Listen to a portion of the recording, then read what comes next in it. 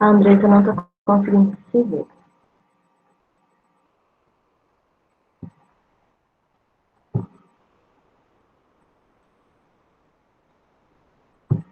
Espera só um minutinho.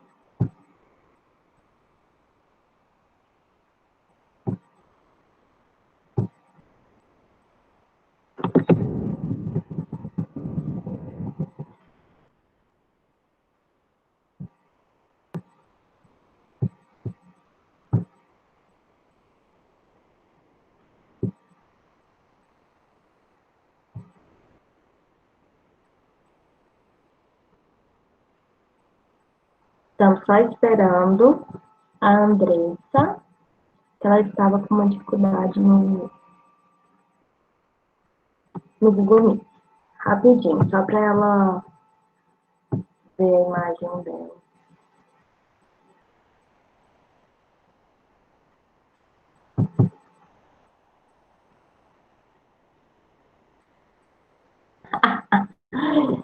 Pois é, todo mundo falando da dança do José Fernando, não, do filho do José Fernando. Ele fez uma pequena apresentação aqui, vocês, quem não estava, perderam.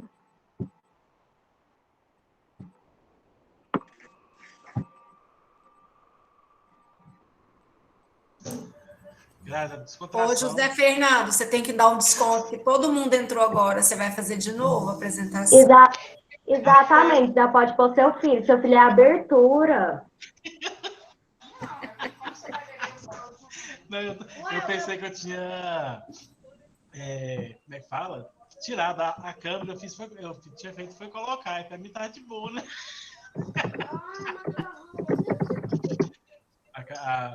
A minha que eu posso dançar, eu não danço, eu só canto. Dançar, não dou conta, não. Por causa da tua perna, não? É, por causa da perna do papai. Ah! Deu certo, gente. Tô vendo. Não tô vendo nada.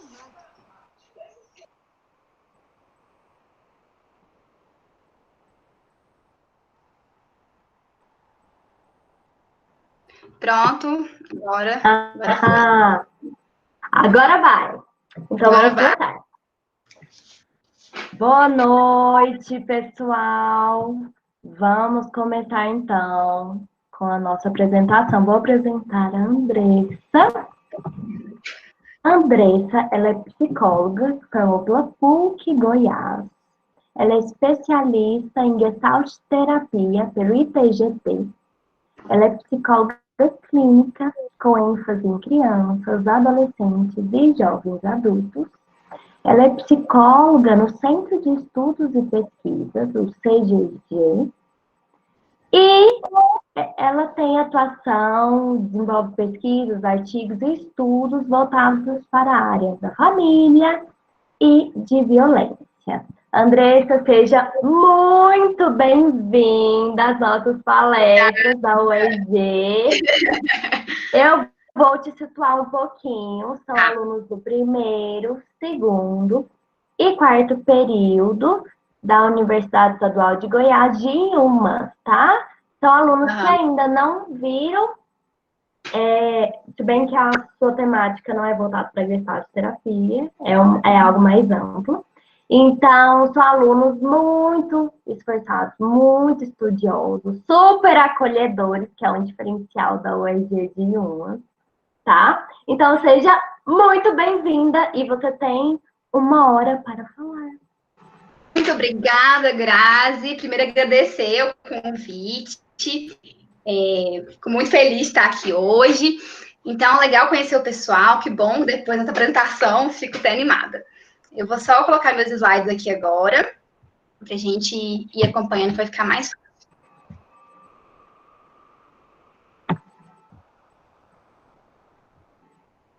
Então, vamos lá, gente. Primeiramente, boa noite.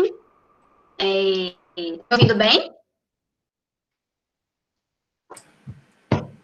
Sim. Tá bom.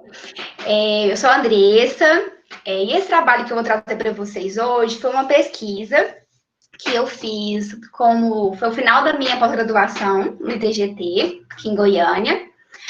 E vou falar um pouquinho dessa pesquisa, que eu acho que foi muito, muito legal, fiquei muito feliz de fazer. E quem me orientou foi a doutora Celana, e eu vou falar para vocês um pouquinho de como que foi.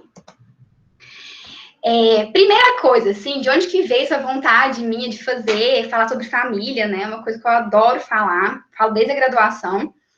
Eu acho que é um tema super atual, né? Que está dentro do consultório particular, que está no nosso cotidiano. Então, para a gente falar de família, eu acho que é importante definir um pouquinho o que é família, né? Então, assim, família é um conceito super marcante na sociedade, na cultura. Acho que todo mundo tem uma família de alguma forma, passa por várias famílias. Então, é um conceito muito forte. E não tem como a gente negar a importância da família como um alicerce das relações interpessoais. Então, é na família que a gente tem os primeiros contatos, desde lá de bebezinho, né? São os primeiros contatos que a gente tem com pessoas além da gente. E é muito inicial essa relação com a família. E o pôster, eu gosto muito da definição que o pôster traz de família, que é sistema de objetos de amor, atribuindo importância ao vínculo. Então, nessa ideia, família não seria só pai, mãe e filhos. Já seria uma coisa que envolve o amor, o vínculo. Então, isso já abre portas para várias famílias diferentes. E, na verdade, gente, assim, nunca existiu um único modelo de família. Essa história da família margarina, né? De pais, um casal hétero, pais e filhos. Essa realidade, ela nunca foi a única que a gente teve. Mas ela é a mais famosa, a mais difundida, e talvez por muito tempo foi a que mais, em quantidade, foi a que mais teve. Mas, na verdade, sempre houve essa multiplicidade de famílias. E hoje, então, nem se fala. E um outro conceito que eu acho importante trazer para vocês também é o de parentalidade. O que é parentalidade? É o processo e construção no exercício da relação dos pais com os filhos. Então, o exercer a parentalidade é toda essa relação entre quem ocupa o lugar de pai, não necessariamente o progenitor, e o filho que está ocupando o seu lugar como do filho. Uma outra coisa importante, que quando a gente fala de famílias, do tanto de família que a gente tem hoje, parte disso está porque hoje em dia as pessoas vivem mais. Então, essa longevidade maior de vida, que vem muito da questão do avanço da saúde, né, e dos medicamentos, isso faz com que a gente tenha um aumento de população. E com esse aumento de população, a gente também abre margem para mais famílias e mais modelos de família. Então, hoje é muito comum você ter famílias que têm as 4 gerações morando juntas, assim. Tem a bisavó, a avó, a mãe e uma filha. Então, isso também contribui para modelos de famílias mais diversos. Hoje, avós e bisavós são uma coisa muito normal. Eu tenho bisavó até hoje, por exemplo. Então, isso vai fazendo com que hajam mais modelos de família. Outro item, assim, primordial para essa multiplicidade de família também é a lei do divórcio. Com a lei do divórcio, a gente conseguiu abrir outros tipos de família. Desde as famílias reconstituídas, ou uma mãe que não tem, a mãe que mora com os filhos, o pai que mora com os filhos. Então, o divórcio também favoreceu essa multiplicidade de família. Outro fator muito importante também para essa questão da família, das variedades de família, é o controle da procriação, tanto por métodos contraceptivos, como cirurgias, enfim. Então, hoje também pode-se escolher não ter filhos. E isso aí vai gerar outro tipo de família. Outra coisa muito legal é que, hoje em dia, a família tradicional, essa que a gente chama de pai, mãe e filhos, ela já não é mais a maioria. O casal hétero com filhos, esse modelo de família, hoje é 43% de todas as famílias que a gente tem no Brasil. Isso é um dado do IBGE, do último censo que saiu. Então, 43%, a gente não está falando mais de 60%, de 70%, a gente está falando de 43%, então menos da metade das famílias. A segunda família que é mais recorrente, com 26%, são as famílias com mãe solo. Por que mãe solo, gente? Vamos tentar não falar mais esse termo mãe solteira. Porque mãe solteira, a gente vincula a maternidade com o estado civil. Então, o que está sendo mais usado na literatura, e as próprias mães também gostam mais desse título, é a mãe solo.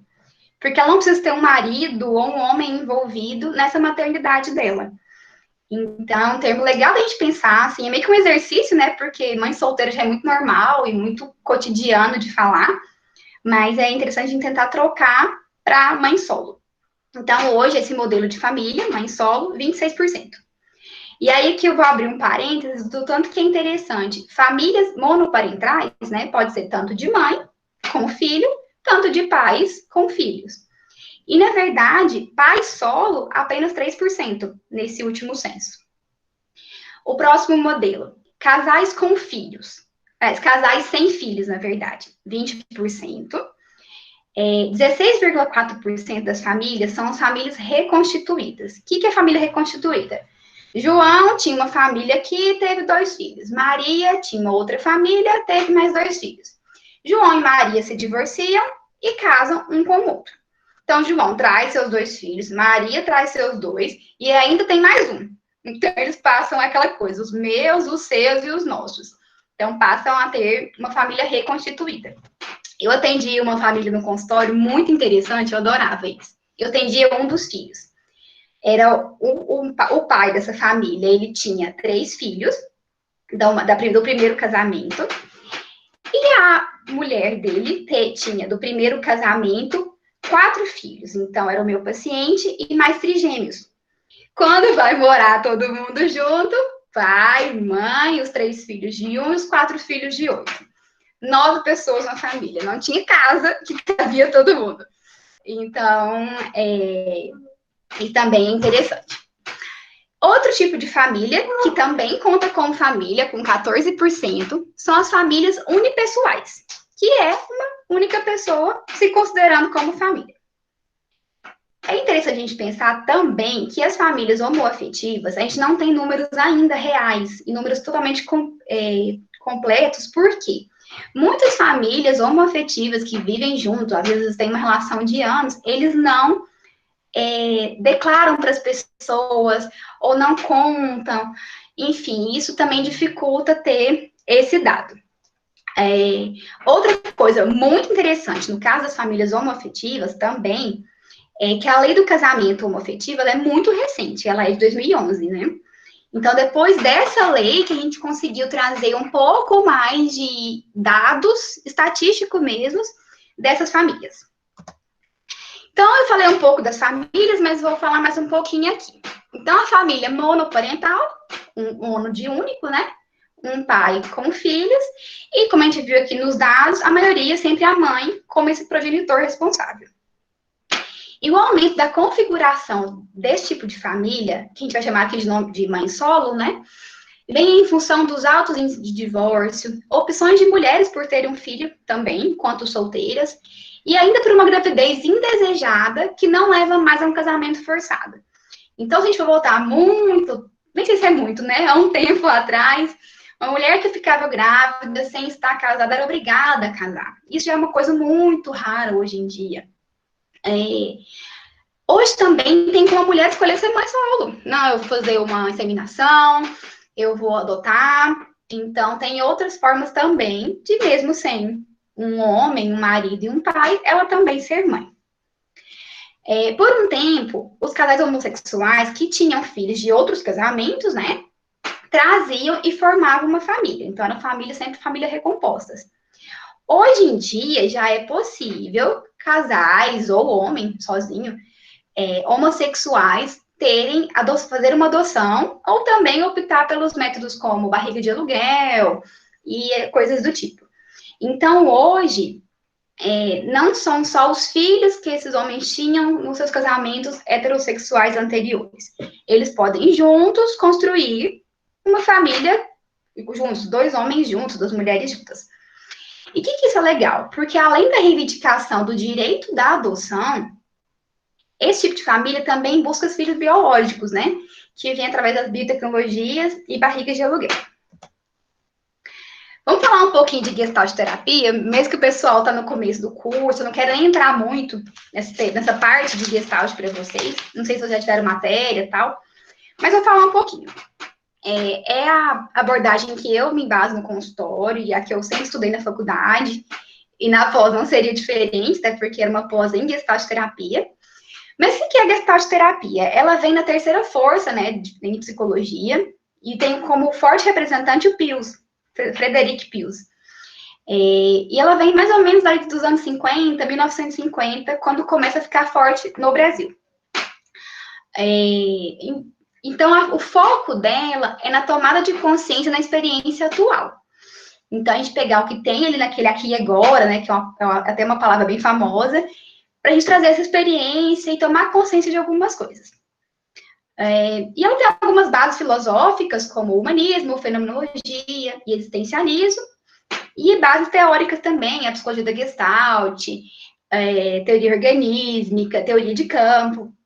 E na teoria de campo, eu vou abrir um parênteses para ela, porque ela é super legal para falar de família. Porque na teoria de campo, a gente vai definir muito isso como que um contexto, como que todo o campo, né, todo o mundo da pessoa influencia na vida dela e nas relações. Se a gente está falando de uma família, a família está dentro do campo da pessoa. Então, diretamente relacionado. E para a gestalterapia, a gente sempre busca uma mudança, né? E essa mudança, ela vem depois de uma awareness. Então, ela convoca a criatividade da pessoa. Sendo assim, então, mudar é redescobrir, é ter descobertas de respostas novas a eventos antigos. Então, a gente está falando aqui de famílias novas, né? Então, como que a gente pode pensar nessas famílias novas, mesmo sendo família um conceito muito antigo? Também olhar para as novas famílias de forma mais criativa é ter a capacidade de renunciar a velhos padrões e se abrir a novidades. Se a gente vai para o consultório enquanto psicólogo ou enquanto pessoas para a vida, com aquela visão de família da margarina, a gente não vai conseguir ver as novidades que estão chegando aí. E essa resistência à mudança, ela também vai levar à restrição de capacidade criativa do indivíduo em sua relação com o ambiente. Então, vai dificultar o intercâmbio sadio e renovador. Qual que foi o meu objetivo quando eu decidi pesquisar sobre famílias e os variados tipos de família? Vou contar como que foi. Eu estava dirigindo um dia, e aí na minha frente, no sinaleiro, tinha um carro com um adesivo assim, pelas famílias. E eu fiquei lendo aquele negócio, falei, gente, eu também acredito na família, mas na verdade eu acredito em todos os tipos de família. E eu fiquei questionando na minha cabeça das famílias. E eu falei assim, gente, eu quero pesquisar isso, eu quero ver famílias diferentes e ver o que elas têm de incomum, ou o que elas têm de diferente. E eu quis focar, nesse caso, na questão dos filhos. Então, eu queria entender a vivência dessas estruturas de famílias na decisão entre filhos. Então, de modo mais específico, o que eu fiz? Eu queria investigar o processo da decisão em ter filhos, o que fez aquela pessoa decidir ter filhos, levantar as semelhanças e ou diferenças entre os modelos de família, identificar também possíveis dificuldades que cada tipo enfrentava. E aí eu queria ver se era muito diferente, se era parecido, como que era. Por quê? Qual que é a justificativa disso, né? Eu vejo no consultório hoje, enquanto psicóloga clínica, cada vez mais essas diversas configurações de família. Então, isso eu também achava que iria me dar tanto repertório teórico, quanto de prática para levar isso para o consultório. E também eu vejo uma tendência grande à intolerância das diferenças, tanto no consultório, como também na minha vida pessoal. Então, eu tinha nesse trabalho uma importância social e acho que até pessoal também, de refletir sobre essas famílias. Então, quem que foram meus participantes da minha pesquisa? Todo mundo aqui está com o nome fictício. A Janaína, ela tinha 23 anos na época, ela era universitária e estagiária na área de publicidade e propaganda. Ela vai representar aqui uma família monoparental e ela era mãe da Fernanda, de 2 anos e 5 meses. E ela morava com a filha e a mãe. O fato de morar com a mãe não fazia da mãe uma participante na família dela. Eram quase colegas de casa, assim. Na verdade, ela era muito, ela e a Fernanda. Camila e Renato. A Camila tinha 30, o Renato tinha 36. A Camila era fisioterapeuta e o Renato designer. E eles vão representar aqui a família heterossexual com filho. Eles eram pais de André, de 1 ano e 8 meses. Moram o casal e o filho. Vitor e Tomás, 35 e 28 anos. O Vitor, professor de teatro, e o Tomás, de teatro e filosofia, e o Tomás, cabeleireiro. Eles vão representar aqui a família homossexual com filhos. Eles eram pais de Gustavo, de 9 anos, que foi adotado aos 6 anos, e está com a família há mais ou menos há 3 anos. Então, quando eu entrevistei o casal, e mora o casal, filho, e a mãe do Vitor. Quando eu entrevistei o casal, eles não tinham ainda conseguido a adoção exatamente finalizada. Então, assim, 3 anos morando com a criança é da família, né? Eles ainda não estavam com o processo todo finalizado. Quando eu acabei, entreguei o trabalho e tal, o Vitor entrou em contato comigo me falou, Andressa, agora deu certo, o Gustavo é realmente nosso filho, está adotado. Ele até fez uma tatuagem logo depois. Então, isso foi depois da pesquisa que finalizou. E no caso dos casais, tanto da Camila e do Renato, quanto do Vitor e do Tomás, eu entrevistei os casais separadamente para evitar constrangimento. E vocês vão entender por quê. Então, eu só tinha essas 5 perguntas na entrevista, e às vezes ficava quase 1 hora nessas 5 perguntas.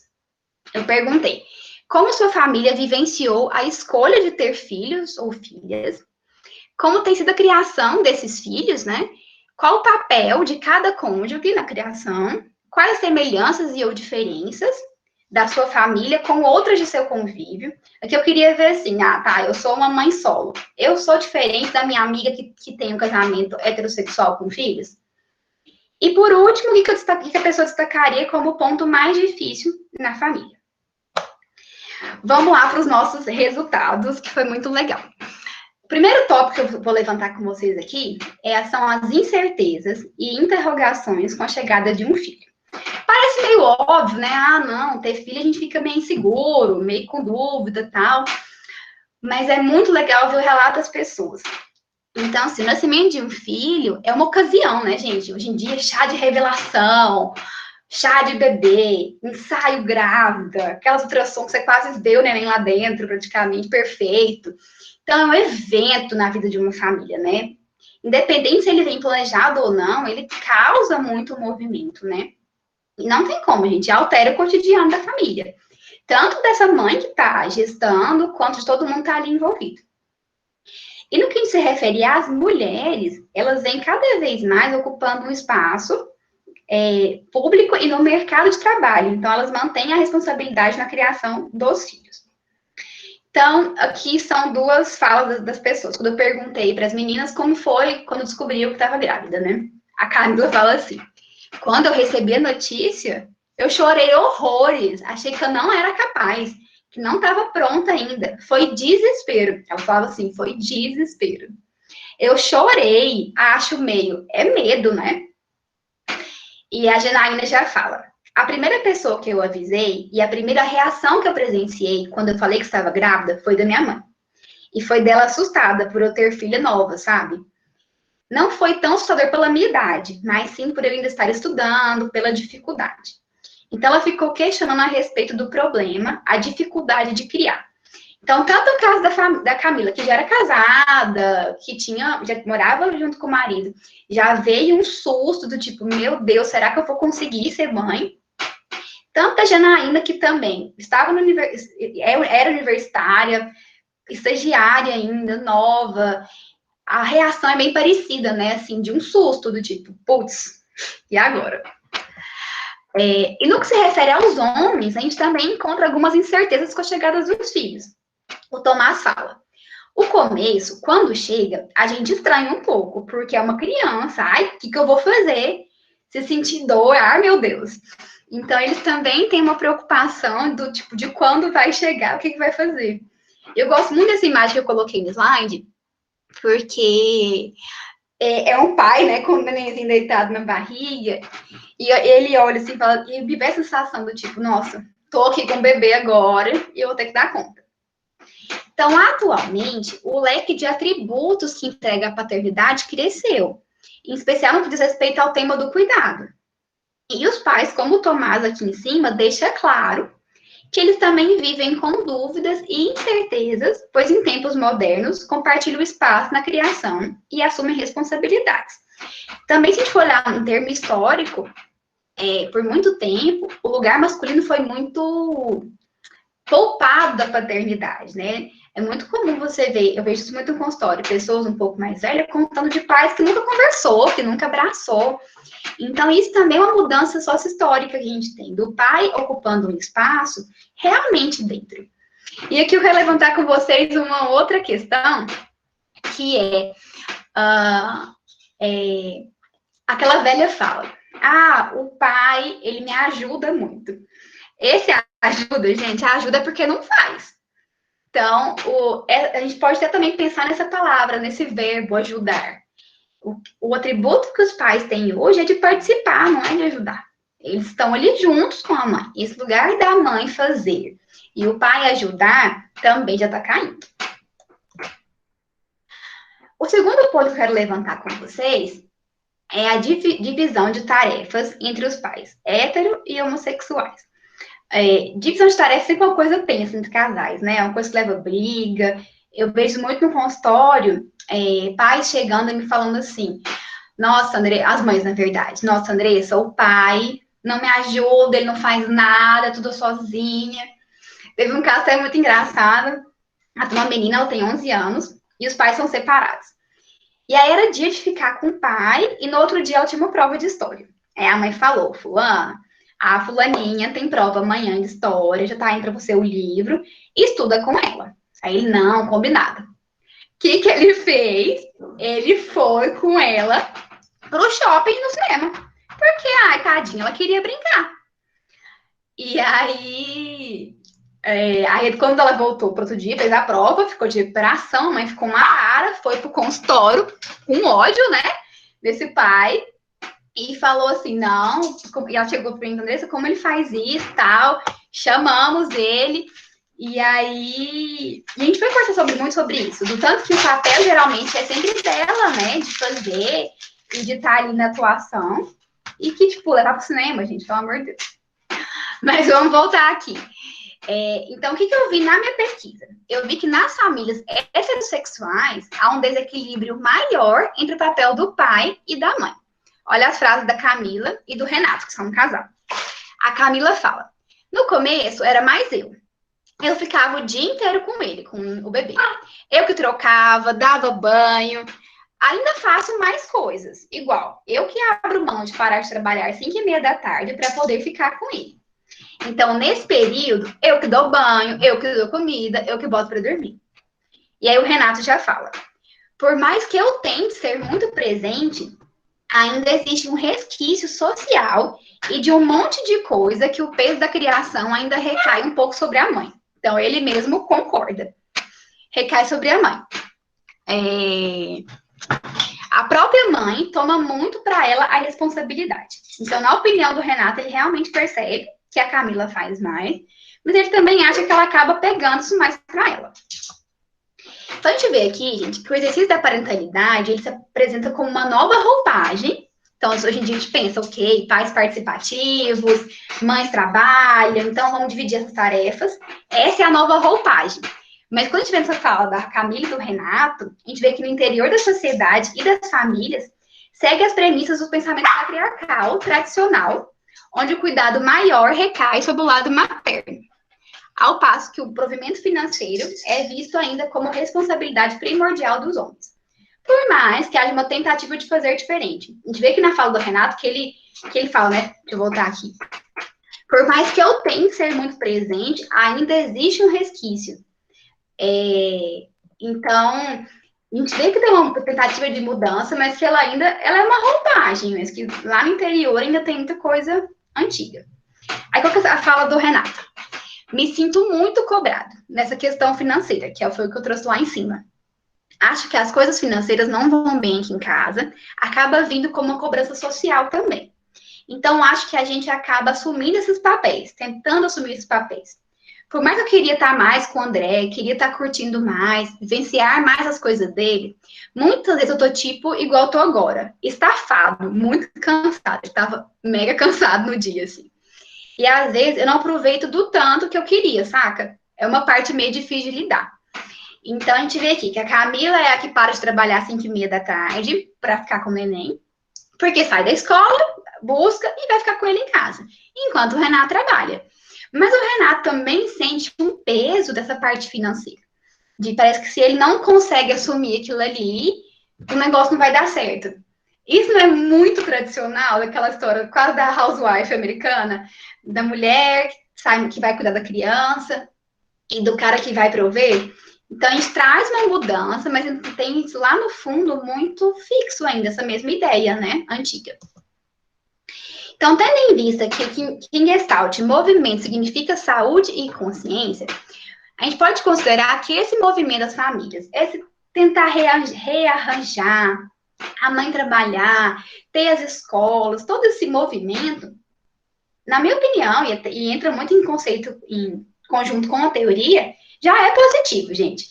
Porque se tivesse todo mundo com a mesma cabeça, do tipo, não, é isso, Gabriela, né? Eu nasci assim, você sempre assim, família assim, era muito mais difícil. Então, só esse movimento eu já acho super legal. E o fato do pai, nesse caso, o Renato, perceber os entraves que sente para ir além desse padrão, já é por si só uma experiência positiva. E que movimenta, de alguma forma, esse sistema familiar. Então, só do Renato tentar, tipo, nossa, eu queria estar mais ali, estar mais presente, já é algo bom. Eu lembro na entrevista, ele falava muito para mim assim, Andressa, agora que o André tá maiorzinho, eu consigo brincar mais com ele. Aquela coisa do bebê não ter tanto jeito. Eu consigo brincar com ele, eu gosto, mas assim, é muito puxado para mim, eu tô muito cansada. E a Camila também falava, eu fico muito cansada. Então, esse entrave ainda tá um pouco aí. Agora vamos falar das famílias homoafetivas. O que eu percebi na minha pesquisa? Que tem uma divisão mais justa de tarefas e responsabilidade. É mais tranquilo, parece que não tem tanto peso para uma das partes. Qual que é a fala do casal? O Tomás fala. Na função de roupa, isso é de escolher roupa, comprar, de cortar cabelo, cuidar, mais assim sou eu. Mas levar na escola, buscar, ir em reunião, é mais o Vitor. Aí o Vitor fala, eles não estavam juntos, vamos lembrar disso. O Vitor fala, eu que levo na escola, o Tomás leva para cortar o cabelo. Quando vai sair, quem escolhe as roupas é o Tomás. Vai comprar roupa, ele, o filho, já sabe que o Tomás que compra. Mas ele sabe que cozinhar, tanto um quanto o outro faz, cozinha. Então, a gente vê aqui que tem uma parte, roupa, cabelo, beleza, fica por conta do Tomás. Escola, reunião, buscar, levar, Vitor. Agora, cozinhar, cuidar da casa, meio que os dois vão fazer.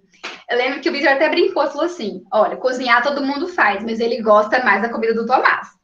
Mas mesmo assim, os dois faziam. Então, o que a gente vê aqui, gente? Parece que não tem estresse do mesmo tanto.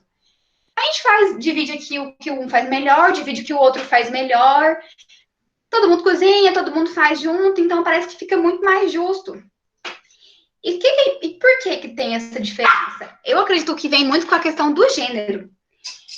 Pensando a paternidade apenas masculina, não haveria uma diferenciação de funções por gênero, já que não há lugar do homem e da mulher, e sim lugar de pais.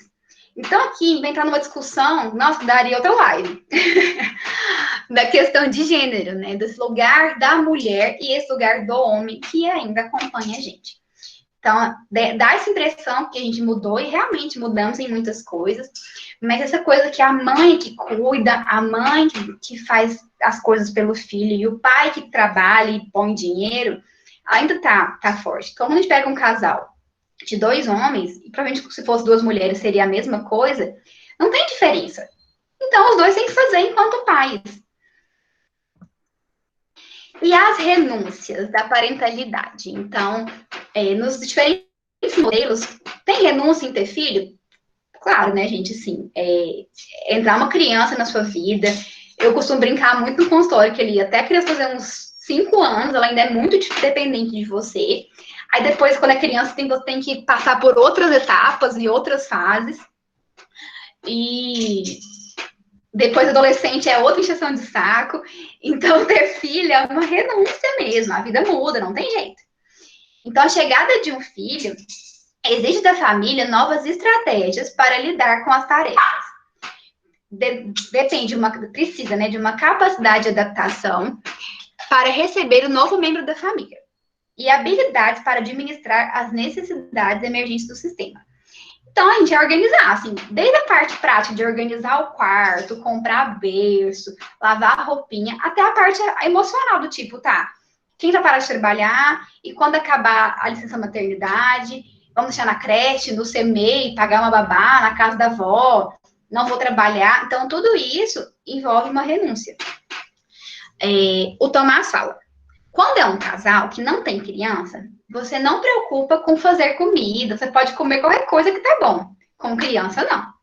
Criança tem hora para comer, hora para dormir, horário para acordar, horário para assistir televisão. Tem horário para tudo. Então, crie uma rotina e você tem que ficar sempre atento a outra pessoa que precisa de você. Isso porque o filho do Tomás tem 9 anos. Então, ainda nessa mesma ideia. Como ele vai fazer uma comida? Ele não dá conta. Então, aí você assimila que agora sou eu e mais um. Sou eu e mais 2, né? Os pais e essa criança. Então, realmente, o Tomás coloca aqui, que é diferente. Se antes ele podia chegar e comer qualquer besteira lá de miojo, a hora que fosse, tava tudo certo. Agora não dá mais. A Camila fala, eu perdi muito da minha liberdade. Tipo assim, eu adorava tomar um café no final do dia. Não existe isso mais. Às vezes eu quero sair com o Renato. A gente tem que organizar muito bem. E tem muitas vezes que a gente não vai sair porque não tem com quem deixar o filho. Então a gente vê aqui um outro ponto também, uma outra dificuldade, que é a questão de quem vai ficar, quem vai cuidar, e uma mulher falando da sua perda de liberdade. A Janaína fala, essa fala para mim é uma das falas mais fortes de todas as entrevistas. Mães não podem ir para a palestra, porque a Fernanda é totalmente minha quando eu não estou trabalhando ou estudando. Então, se eu tiver que fazer um workshop, eu preciso levar ela. Aí, quando eu vou em workshop, todo mundo olha para você como se você não deveria estar ali. A mãe com filho não pertence à sociedade. Por mais que todo mundo ache bonitinho uma criança, mas a criança tem que se colocar no seu lugar. Gente, vamos pensar aqui. Quem nunca pensou isso? Estava num cinema que tinha um bebê chorando, ou que estava numa festa que mais adulta e chegou uma mãe com uma criança, numa palestra na faculdade, que tem aquela mãe que tem com a criança, na sala de aula a mãe que tem que amamentar. Quem nunca fala e pensou, gente, por que esse menino tá aqui? Mesmo que muito sem maldade, mas isso é muito forte na gente. Depois que ela me falou isso, eu falei assim, meu Deus, é verdade. E aí foi muito legal. Quando eu fiz a minha apresentação do TCC lá na especialização, quando eu li essa fala, só tinha mulher na minha banca, e das 3 mulheres que tinham, 2 eram mães. As 2 eram tipo, nossa, eu estou representada por essa pessoa. Então, realmente é uma coisa que elas sentem. Então, assumir um filho, gente, tornar-se responsável por uma criança, significa renunciar parte da sua autonomia pessoal. Não tem jeito, assim. Seja bebê, seja criança, adotado, filho biológico, a gente está falando de uma renúncia e perda de autonomia, né, em parte. Então, a família buscará a melhor forma possível de se organizar, sempre em busca da autorregulação por meio de ajustamentos criativos. Então, a família teve filho planejado, ela vai ter provavelmente um planejamento maior para a chegada daquela criança. Não, esse filho veio de repente. Então, tá, o que nós vamos fazer agora? Vamos pôr na escola, minha mãe pode ficar, vamos tentar organizar. Então, tudo isso fala muito dessa mudança, né? Para caber uma criança.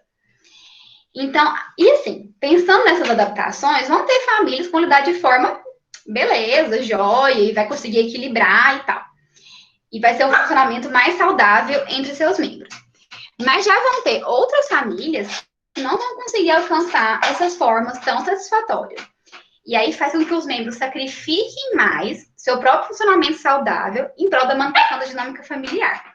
Então, pode acontecer também de uma família não conseguir se adaptar, chegar desse filho, não dar certo e ter que sacrificar para dar certo. Então, esse é um ponto. O Vitor tem uma fala muito fofa, minha fala preferida também dessa entrevista. Ele fala assim: então, é muito bom. Eu fico muito, muito feliz. É corrido? E eu acho que eu encarnei muita coisa. Então, por exemplo, eu não me importo de falar assim, não vou fazer tal coisa porque eu não posso levar o Gustavo. Ou eu preciso ficar com o Gustavo. Isso para mim não tem peso nenhum. Por mim, eu não importo. Eu prefiro, sabe, ficar lá com ele quietinho em casa. Ou sair com ele. Ele falava isso, ele fazia quase uma conchinha, assim, na fala. Do tipo, não, eu prefiro ficar ali quietinha com ele. Então, pro Vitor não tem... Assim, ele deixa de sair, ele é corrido, ele fica na correria, mas ele não morre de ficar ali com o Gustavo. Aí o Renato fala: essa coisa de não poder parar hora nenhuma tem sido um peso, assim, que tem prejudicado um pouco as coisas. Então, pro Renato tem um peso maior, para ele não tão de boa como o Vitor vê. Então, as famílias têm potenciais para se autorregularem e se desenvolverem de maneiras mais criativas, mesmo que isso signifique abrir mão de algumas coisas. Não é que não exista renúncia, mas elas podem ter um teor menos pesado para os pais. Então, gente, eu não acredito que vai ter uma família que não vai renunciar a nada para ter um filho. Só que, na verdade, pode ser uma renúncia mais tranquila, com menos sofrimento e mais ajustada, né? Provavelmente, casais que conseguem planejar a chegada do filho consigam melhor fazer isso, porque vai ter um planejamento prévio, né? Não, eu vou engravidar com tantos anos, porque eu vou estar de tal jeito, aí eu consigo fazer isso, trabalhar meio período e tal. Então, isso favorece essa organização ficar mais tranquila. Outro tema muito importante, que eu acho que, para mim, resume todo o meu trabalho e tudo que eu acreditava previamente, toda família é família. As semelhanças que perpassam nos modelos. Então, a gente está conversando aqui no meio do caminho e vocês estão vendo, assim, que tem tanto os casais héteros, quanto a mãe solo, quanto o casal homem, falando coisas parecidas. Mas aqui eu vou trazer as falas que realmente mostram isso. Então, a parentalidade, ela envolve uma situação subjetiva que acaba não dependendo necessariamente da configuração da família. Aí eu perguntei para o Renato, né, como que ele achava em comparação com outras famílias, e ele me responde assim: eu não tenho parâmetro. Eu não conheço tantas pessoas com outros modelos de família, assim, para comparar, para poder julgar. Se a pergunta for moralmente falando, eu acho que não. Eu não acho que modelos diferentes causam algum prejuízo na criação ou alguma coisa assim. Depois ele lembrou: um exemplo de família que eu tenho é meu primo, que foi criado por nossa tia e, putz, ele cresceu exemplar. Então, não era um modelo convencional, porque minha tia é casada com uma mulher, e enfim. E é um exemplo muito positivo que eu vi. O Vitor fala: olha, eu vou te falar. Eu tenho contato com muitas famílias hétero, por exemplo, que é o que a gente conta como mais referência. E não tem nenhuma diferença. Eu falo por causa da minha irmã e de outras famílias. São as mesmas questões, padrões de família, e que são super parecidos com os meus, super, super. Então, pro Vitor, ele vê que os dramas que ele tem parecem muito com os dramas que as amigas têm, que a irmã dele também tem. Então, ele não vê essa diferença. Hesitações. A gente tem algumas hesitações gerais, do tipo, casal gay adotar ou não criança. Quais são as hesitações que eu já escutei e que, enfim, que perpassa? Tem a concepção de que a criança não teria transmissão da ideia da existência da diferença anatômica dos sexos. Então, como que a gente vai refutar isso aqui? Primeiro, gente, a gente não vive só com pai e mãe. Então, vão ter outras pessoas na vivência da criança, não só os pais, como os avós, tios, professores, padrinhos, amigos, família, entre outras 1000 coisas que eu poderia levantar, de pessoas que a gente vai conhecer. Então, no caso do Gustavo, que é pai, que os pais são o Vitor e o Tomás, ele conhece mulheres. E ele tem a avó, ele tem a tia, a madrinha, então ele também tem essa referência de outros lugares. Outra coisa para a gente refutar essa frase: todo ser humano, todos nós, né, somos herdeiros de uma história. Mas quando a gente herda essa história, não necessariamente a gente vai viver e aceitar tal como ela é. Se a gente pegar um outro exemplo, então, todo filho de um pai que teve abuso de substância, álcool, droga, ele vai repetir. Não fica muito direcionada a vida da pessoa, assim como a questão do sexo e da identidade de gênero ou da escolha sexual. Isso não faz que aquela criança vai ser aquilo. Ela pode e poderá e vai ter mil experiências que pode levar ela para outro caminho. Outra coisa que fala, filhos serão homossexuais por influência. Gente, se assim fosse, todo casal heterossexual só teria filho heterossexual. Então, essa ideia também não cabe. Então, pensando numa perspectiva existencial, toda criança tem um espaço que lhe é próprio. Então, quando a gente pensa numa criança, a gente tem que considerar que tem, nossa, tantas possibilidades. Acho que, falando hoje em dia de internet, né, tem tantas possibilidades a mais ainda. Então, essa criança tem inúmeras possibilidades de desenvolver, de formar a personalidade dela. Então, é muito pequeno a gente falar que só os pais definem uma pessoa. Vamos pensar na gente. Vocês na casa de vocês, quem é pai ou quem é só filho, se você realmente repete tudo que seus pais fizeram, ou se seus filhos repetem tudo que você faz, quem que você também se admira além da questão de pais ou de cuidadores? Então, a gente é formado, voltando à teoria de campo que eu falei no início, por um contexto inteiro. Então, não é um pedacinho aqui, ou um pedaço grande mesmo, né? Porque pai é um pedaço grande, que vai formar toda a história. Então, pensando também sobre uma ótica gestáltica. As famílias podem ser vistas como bem-sucedidas, independentemente da sua configuração familiar. E, gente, não sei o que eu tô falando, não, tá na literatura. Eu acredito, mas também está escrito. Então, independente da sua configuração familiar, pois acredita-se nas potencialidades do humano, na sua criatividade, competência na interação e na sua liberdade de escolha. A família saudável, ela não é necessariamente o modelo de família tradicional nuclear.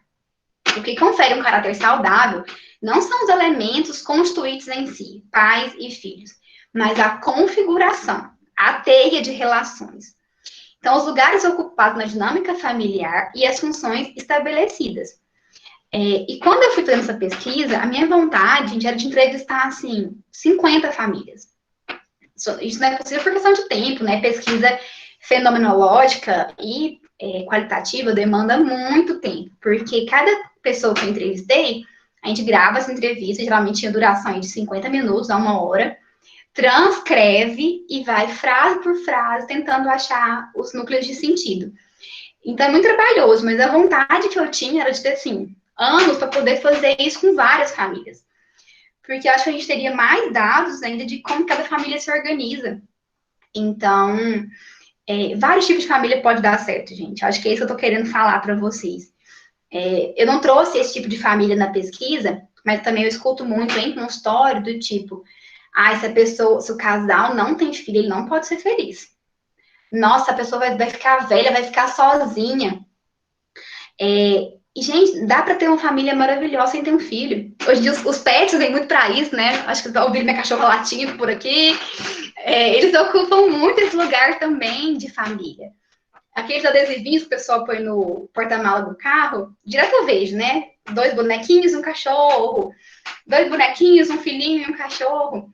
Então, até os cachorros, os gatos, eles estão muito dentro da família. Eu tenho vários pacientes que falam dos animais como se fosse filho, é muito engraçado. Tem uma que fala assim, não, porque hoje eu tive que levar os meninos para vacinar. E os meninos são os gatos. Então, a família, acho que a gente está abrindo um leque tão grande. A minha vontade era isso, entrevistar um casal que tem cachorro como filho, de entrevistar um outro tipo de família que também existe, família de irmãos. Vamos pensar que o pai e a mãe morreu, então os irmãos se cuidam. Então, nossa, eu pensei 1000 modelos de família, e parece que quanto mais eu estudava, mais eu via famílias diferentes, e mais eu via famílias diferentes dando certo. Isso que era a parte mais legal.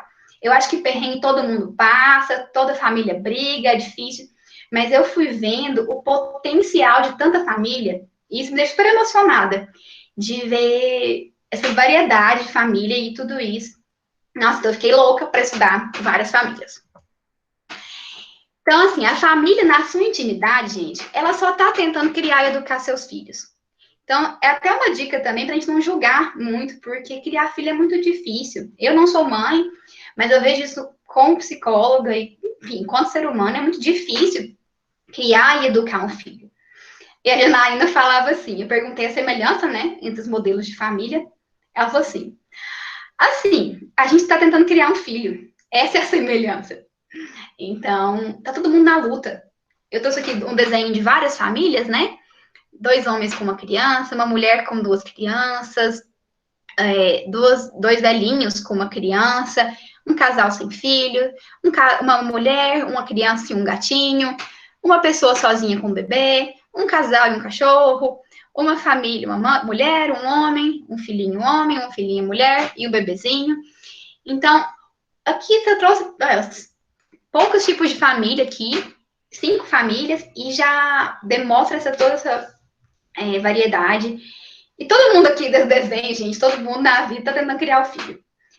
Alguns com mais empenho, outros com menos, mas tá todo mundo nessa luta, independente de qual modelo que vem. Eu vou ir para minhas considerações finais, mas a gente depois pode ir conversando mais sobre isso. Então, gente, a gente não pode falar que a família tem problema pelo seu modelo e pelos seus membros e pelos membros que a integram. A gente tem que pensar que os problemas das famílias, eles vão muito além das pessoas. Seria a gente falar que, vamos pensar, eu não sei cozinhar, mas a culpa não é minha, a culpa é só do meu fogão.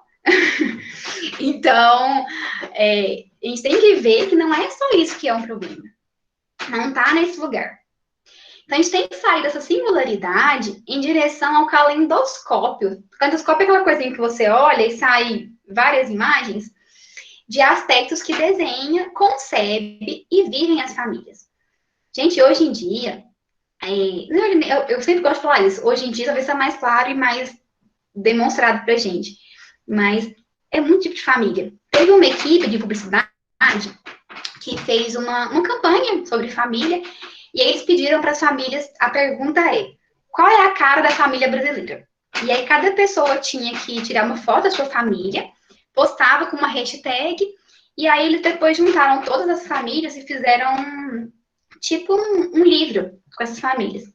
Nossa, e é tão legal as imagens, porque mostram famílias muito diferentes, em vários tipos, e todas muito felizes nas fotos. Então, a família, não importa a configuração que ela assuma, continuará a existir, pois o que pode assegurar à criança o direito do amor e acolhimento no mundo humano. E outra coisa também que motivou muito nesse trabalho, porque eu acho importante a gente ter crianças felizes, e bem cuidadas e educadas. Bem no começo da faculdade, a Graça deve até lembrar disso, a gente tinha que ir para a maternidade, para o abrigo, e quando eu não fui para o abrigo, eu fui para a creche, mas para quem foi no abrigo, quando eles me contavam as histórias, gente, é muito triste, pensar no tanto de criança que não tinha ninguém, não tinha quem cuidar, e um tanto de outros modelos de família tentando pegar essas crianças. Então, isso também me motivava muito. Entender se dava certo, claro que a gente não pode sair entregando criança para qualquer um, mas será que não está muito rígido esse processo também? Quando o Vitor, da entrevista, e o Tomás me contavam de tudo que eles passavam no processo de adoção, gente, é muito dureza. E é importante, mas... e eles passaram por tudo bonitinho e estão lá com a criança hoje, e está tudo certo. Era uma criança que ele me contava isso também, numa parte da entrevista, que como a criança passou fome em certa parte, ele tinha meio que um desespero de comer tudo, então foi uma coisa que eles tiveram que ensinar, que a comida não ia acabar, que ele podia comer devagar, que estava ali. Então, olha que coisa maravilhosa que esse casal fez para essa criança. Então, ele saiu de um abrigo, de uma situação anterior ao abrigo, de quase de fome, de desamparo, de abandono, para uma casinha quentinha, com comidinha, com as roupas dele, uma escola, um ensino, uma educação. Gente, isso para mim é maravilhoso. Se a gente quer pensar num mundo melhor, a gente tem que também pensar em crianças melhores. Porque são essas crianças que vão estar ali na frente, né? Que vão ser nossos adultos, nossos governantes. Então, se a gente cuida das nossas crianças, a gente chega na vida adulta com adultos muito melhores. E, sim, eu acho que essa pesquisa não dá fim aqui.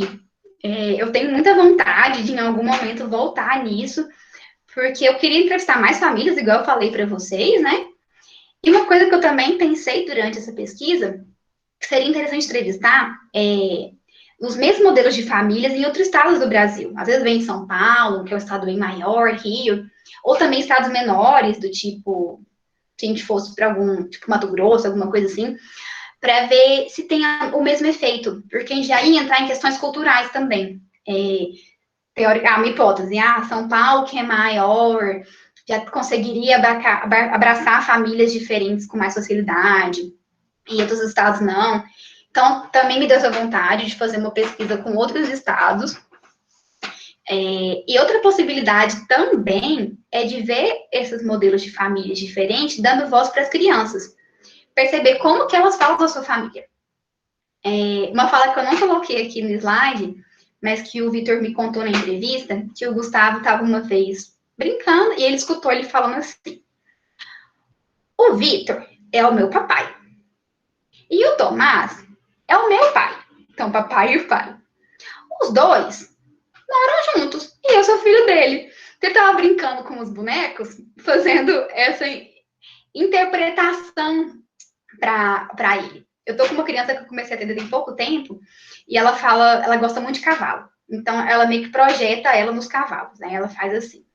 Os pais se separaram recentemente, eles não eram de Goiânia, a mãe veio para Goiânia, e ela fala assim: tia, quando o cavalo fica grande, às vezes ele vai embora. Então, o cavalo grande, tipo, como se fosse a família dela, né? Ele vai embora procurar uma coisa melhor. E aí, nisso, eles se separam. Mas tá tudo bem, eles vão ficar juntos, cada um no seu cantinho. Então, eu acho também escutar essas crianças, talvez fosse por desenho, ou mesmo com alguma entrevista lúdica, acho que também seria super legal, né? Ver como que as crianças também reagiriam. Aqui eu trouxe algumas referências. Eu quero deixar uma frasezinha do final para vocês, que é assim, para mim o que é insubstituível é um olhar sobre a criança. Se a gente está falando de família, tem as famílias, mas tem nesse trabalho foco na decisão em ter filhos, tem essas crianças que estão sendo cuidadas. Então, vamos julgar menos essas mães, esses pais, porque é uma luta todo dia. Vamos apoiar também. Uma coisa que eu lia muito é sobre rede de apoio. Mães solos com uma rede de apoio mais estruturada, elas conseguem lidar melhor. A própria Janaína contava na entrevista assim: Andressa, eu tenho uma amiga que também foi mãe na mesma situação que eu. Mas a mãe dela, a avó da criança, foi super receptiva, foi super participativa, e isso tornou mais fácil. No caso da Janaína também, eu também não trouxe isso, mas o pai não pagou pensão por quase um ano, teve que ir para a justiça. E aí fechou na justiça, ele atrasava as pensões. E o valor da pensão, assim, ilusório para a realidade de um bebê. Então, ela também se via muito desamparada e, mesmo assim, se reinventando e sendo criativa para essa criança.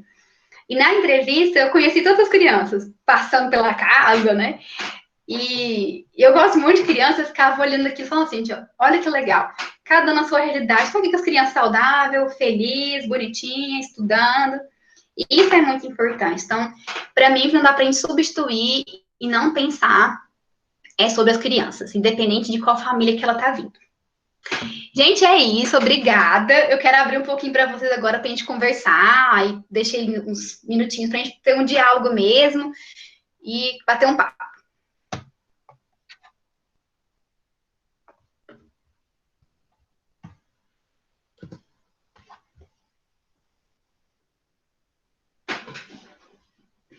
Alguém quer falar alguma coisa?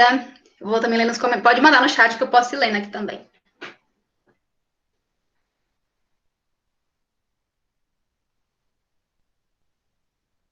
Obrigada, gente. Grazi, você quer falar alguma coisa?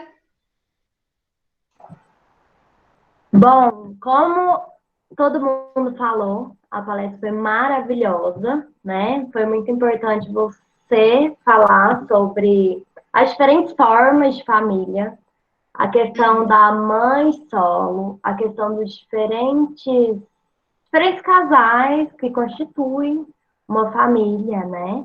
O casal homossexual, o casal, a família que é formada por diferentes integrantes, né? Então, a avó e o neto, né? A mãe, nossa, é incrível. A mãe solo, eu sempre diferencio, eu gosto muito desse assunto, porque foi por muito tempo, né, falado mãe solteira por tanto tempo. E não é um status civil, né? Igual você colocou bem. Então, acho que você pontuou várias coisas, que é igual você falou, daria uma outra live que iria para discussão de gênero, iria para falar sobre, né, o papel da mulher, né? O homem, igual você falou do homem na família. E foi muito legal você colocar aqui. Gente, o papel de educar é muito importante. Então, deveria ser um papel dividido entre o homem e a mulher. O homem enquanto pai, a mulher enquanto mãe. E não aquela, igual você falou, aquela situação que o pai está lá para ajudar. Não, o pai não está lá para ajudar. Ele tem Ajudar, que gente, vamos fazer tirar essa parte. palavra do vocabulário. Ajudar, não, o pai faz. Sim. Então, foi super válida a sua fala, assim, em todos os aspectos, sua pesquisa maravilhosa. Foi muito legal a forma que você explicou a Gestalt de uma maneira bem tranquila. Acho que os meninos entenderam bem que eles ainda não pegaram uma matéria específica da Gestalt. Só alguns, acho que alguns alunos do quarto período, acho que pegou uma contextualização só. Enfim, gente, tem alguma pergunta para a Andressa? Andressa, boa noite. Tudo bem? Boa noite, vamos. Meu nome é Túlio, eu sou do... Ah, tem outra pessoa falando? Eu espero. Não, pode falar. A Lilian fala depois. Pode falar. Ah, tá. Boa noite, eu sou Túlio, estudante do primeiro período. Eu vejo que a sua fala, ela rompe com muitos tabus, né? Tabus, é polêmica, né? É uma fala muito polêmica e rompe com muitos tabus. Alguns tabus que foram postos até, não sei se eu posso dizer teoricamente, né, por teorias, mas por exemplo, é algo preocupante quando a gente pensa no âmbito da psicanálise, né, eu não tenho muito conhecimento da psicanálise, sou do primeiro período, o que eu conheço foi de coisas que eu li aleatórias. Então, vamos lá. Então, por exemplo, no complexo tanto de Édipo quanto o complexo de Narciso, né, é necessário uma castração que, teoricamente, seria feito pela figura paterna, certo? E como que fica essa questão do ponto de vista da mãe solo, por exemplo? Ou como assim, eu sou melhor pessoa falar de psicanálise, mas eu tô entendendo o que você tá querendo falar. Entendeu? Não, é porque tem essas controvérsias, inclusive da figura feminina no casal, por exemplo, do pai solo ou do casal homoafetiva, entende? Eu sei que você superou muita coisa. Na questão da psicanálise, se a gente for na psicanálise mais tradicional, né, Freud mesmo, Lacan, é uma teoria muito antiga também. Ela foi escrita em um momento que era doença falar em homossexualidade, né? Recentemente que deixou de ser doença no nosso DSM. Então, tem isso. Se a gente for olhar, imagina, né? Porque eu não sou pessoa que estuda muito psicanálise. Se a gente for olhar modelos mais atuais de psicanálise, uma psicanálise mais integrada com o momento atual, ela vai provavelmente trazer isso em algum lugar, assim. Que esse lugar vai, provavelmente, imagino que vai vir de outras famílias de convívio. Seja numa família, seja nos avós, seja com padrinhos, escola, porque essa figura do outro gênero vai estar em algum lugar, entendeu? E também, assim, essa criança, que, por exemplo, gosto do exemplo da mãe solo, que não vai ter esse lugar do paterno, ela vai ter que desenvolver isso de alguma forma. A própria mãe, muitas vezes, pode trazer, imagina que pode trazer esse lugar do homem e disso. Por exemplo, uma coisa que eu não falei, mas que é interessante, quando a gente fala de criação de um filho, pensando numa postura diferente, a gente tem que criar um filho homem também diferente do que era criado há muito tempo atrás. Tanto as mulheres, quanto quem quer que seja que for criar essa criança. Então, eu penso que a gente for pegar uma psicanálise mais moderna, isso já vai vir. Até uma coisa interessante de olhar, porque lá na tradicional mesmo, lá em Freud, talvez isso era mais colocado. Mas na ótica da Gestalt, que é o que eu estudo, super encaixa muito bem isso, assim, que se não vai vir do seu pai, de biológico, vai vir de alguém. E até uma coisa que eu também costumo fazer no consultório, quando a figura paterna biológica não é presente, eu pergunto, fulano, quem que foi seu pai para você? Quem ocupou esse lugar de pai? Geralmente tem uma resposta. Ou vai ser um outro homem, tipo um tio, um padrinho, um avô, ou às vezes até alguns falam que da própria mãe. Não, quem foi meu pai foi minha mãe mesmo. Mas geralmente costumam trazer um lugar de um outro homem, irmão, tio, avô, tal. Então costuma ter esse lugar escolhido. Faz sentido o que eu tô te falando? Faz muito sentido, sim.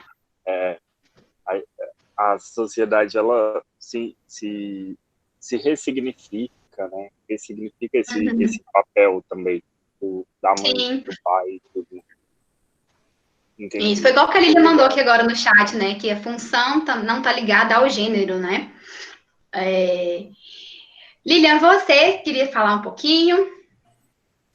Queria, Andressa, eu queria só trazer uma coisa que daqui a pouco vai bater na nossa porta, enquanto profissional, que são as famílias trans, as pessoas trans que vão construir as suas famílias, né? E aí eles vão adotar, ou eles vão ter, né? Porque a gente já teve uma experiência de um casal que a pessoa ela fez a transição, né? Do gênero mulher para homem, mas ela manteve o útero, o ovário, e ela engravidou. Então, muitas vezes a gente escuta como escuta de senso comum, e aí a gente regala o olho e abre a boca, né? O que é isso? Mas a nossa escuta enquanto profissional, a gente precisa também estar pronto para receber essas pessoas, né? Nas nossas, não no consultório, mas, por exemplo, na escola, né? Essa criança dessa família que vai para a escola, essa criança que vai lá para a igreja, essa criança que vai para a comunidade, né? E aí a gente percebe a comunidade trans, em razão dessas conquistas culturais que eles estão tendo, eles estão sendo agora vistos, né? E daqui a pouco eles vão chegar para a gente também. Eu queria só fazer... Sim, com certeza. Eu já tenho no meu consultório, hoje não tem nenhuma família trans. Eu tenho uma menina de 14 anos que se identifica como bigênero. Então, ela está tentando ainda nesse processo.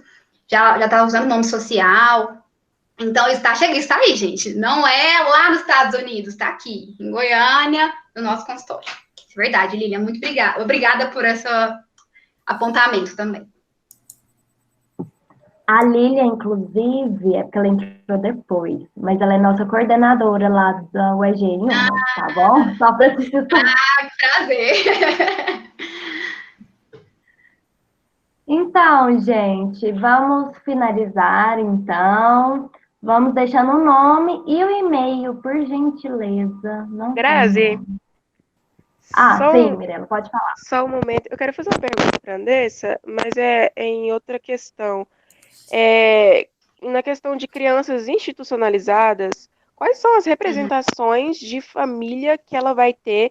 Porque, assim, se a gente levar em consideração que a nossa família, a gente tende a reproduzir a criação, assim, de um modo geral, né? Não todo mundo, é claro. Às vezes a gente não reconhece que a gente faz muitas das coisas que os nossos pais fizeram com a gente. E como fica essa questão das crianças institucionalizadas que estão em questão de abrigo? a gente tem uma capacidade, nós humanos, muito quase absurda, né, de adaptação, assim. Provavelmente ele vai encontrar alguém, imagina, né, que vai encontrar alguém para ocupar esse papel enquanto esteja nessa situação. Mas são crianças por si só com um histórico muito difícil, Mirella, assim. Não só na formação de família, mas, enfim, de N coisas de cuidado e de noções de amor, enfim. São crianças que vão ter que ter atenção para tanta coisa que a família é mais uma, sabe? Então, é um caso bem, bem difícil mesmo. Te respondi? Sim, mas só mais uma dúvida, por favor. Uhum. E depois que elas, por exemplo, supondo que elas ficam aos 18 anos nesse abrigo, orfanato no caso, e aí depois elas saem e vão construir sua própria família. Como que fica essa representação? Você sabe me responder, assim? Sim, ela vai construir. Sim, sim. É difícil porque ela não vai ter essa noção, né, de como que é ter uma família. E às vezes nem precisa ser institucionalizado. Tem famílias muito distantes uma da outra que chegam pessoas no consultório assim, que não sabem como que é ser pai, como é ser mãe, como que é ser namorado. Então, aí vem a terapia, nós psicólogos, para poder trazer para essa pessoa uma noção de família, mas ele também vai poder observar, desde a novela que ele vê na televisão, até o vizinho, essa pessoa vai encontrar modelos. E aí eu sou muito da autorregulação, assim, a pessoa ela vai tentar, de alguma forma, fazer ter uma família melhor possível. É o melhor que ela vai conseguir ter naquele momento. Às vezes aquele melhor não é o ideal que a gente desenha nos livros, mas é o melhor que ela pode dar. E a nossa função como saúde, nós, todos os profissionais da saúde, vai ser em tentar trazer para essa pessoa um conhecimento melhor, noções básicas. Eu tive uma mãe que eu tive que falar para ela que criança tem que tomar sol de manhã. Assim, nesse nível, às vezes, de instrução que a gente vai ter que fazer. Eu acho que é por aí. Entendi, muito obrigada. Por nada.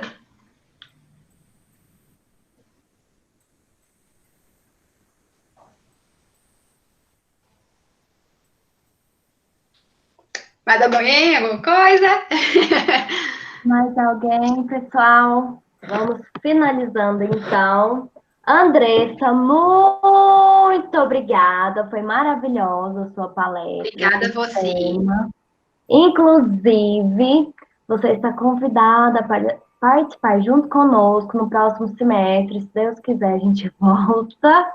E aí, a gente vai ter uma semana do psicólogo, a gente voltando, e a gente te convida para você ir até em umas fazer uma palestra. Vai ser um prazer. Pode falar que nós vamos sim. Então, tá ótimo. Muito obrigada. Seja bem-vinda a essa equipe. E é isso. Até o próximo evento. Tá bom? Então tá bom. Tá esperando você. Então, tá Beijo. bom. Boa noite, Beijo, gente. Até mais. boa noite. Obrigada. Tchau, tchau. Obrigada, Lívia. Tchau, tchau.